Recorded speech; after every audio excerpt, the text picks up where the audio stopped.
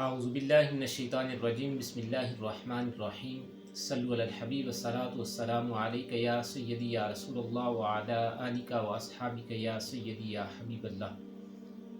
معزز سامعین و ناظرین، السلام علیکم ورحمۃ اللہ وبرکاتہ۔ معزز سامعین، آج بخل کے حوالے سے کہ بخل کرنا، کنجوسی کا مظاہرہ کرنا اور اپنے ہاتھوں کو اپنی گردن سے لگا کے رکھنا، یعنی اپنے مال کو جمع کر کے اس کو گن گن کے رکھنا اور اس میں سے نہ اللہ کے راستے میں خرچ کرنا، نہ اہل و عیال پہ خرچ کرنا، نہ عزیز رشتہ داروں پہ خرچ کرنا، اور خود حتیٰ کہ اپنی ذات پہ بھی خرچ نہ کرنا، یہ کیسی عادت ہے؟ حضرت ابو سعید خدری رضی اللہ تعالیٰ عنہ راوی ہے۔ آپ فرماتے ہیں حضور علیہ الصلوۃ والسلام نے ارشاد فرمایا، خصلتان لا تجتمعان فی مؤمن، البخل وسوء الخلق۔ فرمایا دو عادتیں ایسی ہیں جو کسی مومن میں جمع نہیں ہو سکتی، کسی مومن میں نہیں پائی جا سکتی۔ اگر مومن ہے تو ان دو عادتوں کو اپنانے والا نہیں ہو سکتا۔ کون سی دو عادتیں؟ فرمایا البخل، بخل، اور سوء الخلق، بد اخلاقی۔ کہ بخل اور بد اخلاقی ایسی عادتیں ہیں جو ایک مومن کی شایان شان نہیں ہیں، مومن میں جمع نہیں ہو سکتی۔ پھر حضور علیہ الصلوۃ والسلام نے ارشاد فرمایا، حضرت ابو بکر صدیق رضی اللہ تعالیٰ عنہ راوی ہیں، آپ فرماتے حضور نے ارشاد فرمایا، لا يدخل الجنۃ خب ولا منان ولا بخیل۔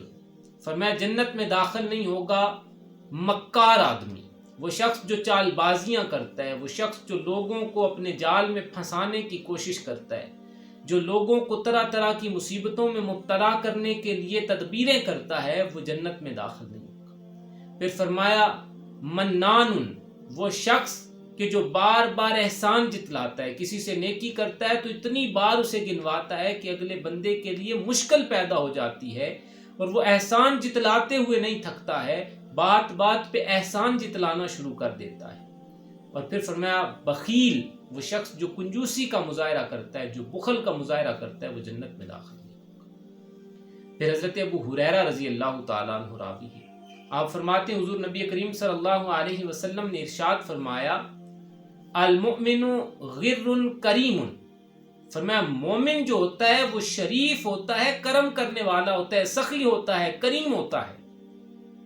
فالفاجر خبع لعیم، اور جو بدکار ہوتا ہے، جو فاجر ہوتا ہے، وہ مکاریاں بھی کرتا ہے اور بخل بھی کرتا ہے۔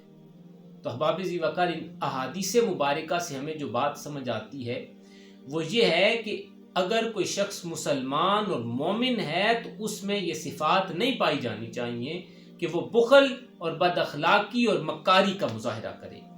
اور اگر انسان ان چیزوں کا مظاہرہ کرتا ہے تو پھر اسے اپنا محاسبہ کرنے کی ضرورت ہے کہ میں اپنے ایمان کے کس درجے پہ قائم ہوں، کہ میرے ایمان کی ابھی تکمیل نہیں ہوئی، کہ حضور علیہ الصلوۃ والسلام نے ارشاد فرمایا کہ یہ خصلتیں، یہ عادتیں کسی مومن میں جمع نہیں ہو سکتی۔